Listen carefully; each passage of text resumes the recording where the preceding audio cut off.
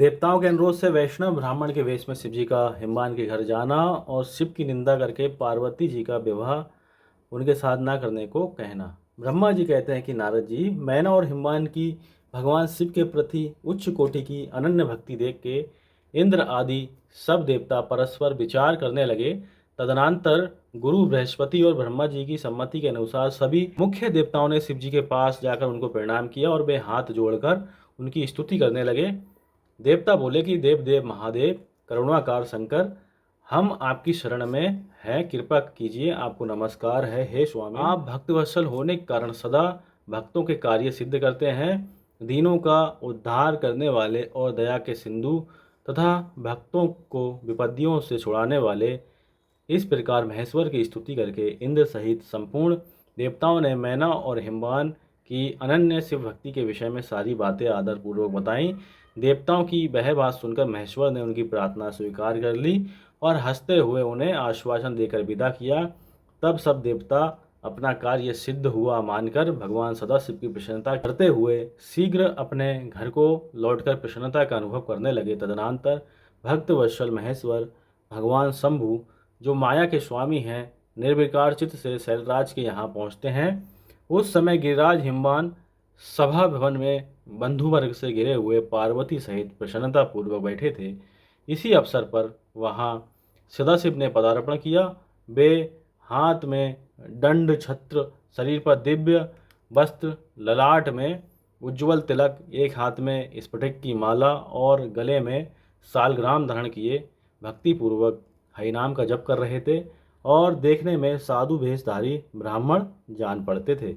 उन्हें आया देखकर सपरिवार हिमवान उठकर खड़े हो गए। उन्होंने उन अपूर्व अतिथि देवता को भूतल पर दंड के समान पकड़कर भक्ति भाव से साष्टांग प्रणाम किया। देवी पार्वती ब्राह्मण रूपधारी प्राणेश्वर शिव जी को पहचान गई थीं, अतः उन्होंने भी उनको मस्तक झुकाया और मनी मन बड़ी प्रसन्नता के साथ उनकी स्तुति की। ब्राह्मण रूपधारी शिव जी ने उन सबको प्रेम पूर्वक आशीर्वाद दिया, किंतु शिवा को सबसे अधिक मनोवांछित शुभ आशीर्वाद प्रदान किया। शैलाधिराज हिमवान ने बड़े सादर उन्हें मधुपर्क आदि पूजन सामग्री भेंट की और ब्राह्मण ने बड़ी प्रसन्नता के साथ वह सब ग्रहण किया। तत्पश्चात गिरिश्रेष्ठ हिमवान ने उनका कुशल समाचार पूछा। ब्रह्मा जी कहते हैं कि मुनि नारद, अत्यंत प्रीतिपूर्वक उन द्विज राज की विधिवत पूजा करके शैलराज ने पूछा, आप कौन हैं? तब उन ब्राह्मण शिरोमणि ने गिरिराज से शीघ्र ही आदरपूर्वक कहा। वे श्रेष्ठ ब्राह्मण बोले कि गिरिश्रेष्ठ, मैं उत्तम विद्वान वैष्णव ब्राह्मण हूँ और ज्योतिषी की वृत्ति का आश्रय लेकर भूतल पर भ्रमण करता रहता हूँ।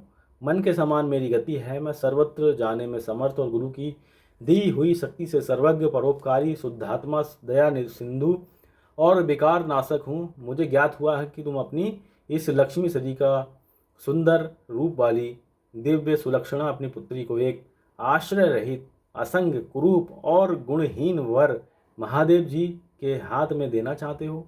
वे रुद्र देवता मरकट के वास करते हैं, शरीर में सांप लपेटे रहते हैं, योग साधते फिरते हैं, उनके पास पहनने के लिए एक वस्त्र भी नहीं है, वैसे ही नंग धड़ंग घूमते हैं, आभूषण की जगह सर्प धारण करते हैं। उनके कुल का नाम आज तक किसी को ज्ञात ही नहीं हुआ। वे कुपात्र और कुशील हैं, स्वभावतः व्यवहार से दूर रहते हैं, सारे शरीर में भस्म रमाते हैं, क्रोधी और अविवेकी हैं। उनकी अवस्था कितनी है ये किसी को ज्ञात नहीं है। वे अत्यंत कुत्पित, जटा का बोझ सदा सिर पर धारण किए रहते हैं। वे भले बुरे सबको आश्रय देने वाले, भ्रमणशील, नागहारधारी, भिक्षुक, कुमार परायण तथा हठपूर्वक वैदिक मार्ग का त्याग करने वाले हैं। ऐसे अयोग्य वर को आप अपनी बेटी बहाना चाहते हो? अचल राज, अवश्य ही आपकी ये विचार मंगलदायक नहीं है। नारायण कुल में उत्पन्न ज्ञानियों में श्रेष्ठ गिरिराज, मेरे कथन का मर्म समझो। तुमने जिस पात्र को ढूंढ रखा है वह योग्य नहीं है कि उसके हाथ में पार्वती जी का हाथ दिया जाए।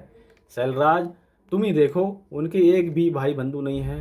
तुम तो बड़े बड़े रत्नों की खान हो, किंतु उनके घर में भूजी भांग भी नहीं है। वे सर्वदा निर्धन हैं। गिरिराज, तुम शीघ्र ही अपने भाई बंधुओं से, मैना देवी से, सभी बेटों से और पंडितों से भी प्रयत्नपूर्वक पूछ लो, किंतु पार्वती जी से ना पूछना, क्योंकि उन्हें शिव जी के गुण दोष की परख नहीं है।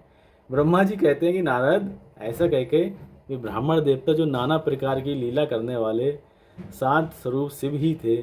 शीघ्र खा पीकर आनंद पूर्वक वहाँ से अपने घर को चल दिए। कितना आनंद आया। पार्वती जी से मत पूछना, बाकी सबसे पूछ लेना। अगली कथा है, मैना का कोप भवन में प्रवेश है। भगवान शिव का हिमवान के पास सप्तऋषियों को भेजना है तथा हिमवान द्वारा उनका सत्कार सप्तऋषियों तथा अरुधंती का और महर्षि वशिष्ठ का मैना और हिमवान को समझाकर पार्वती जी का विवाह भगवान शिव के साथ करने को कहना है।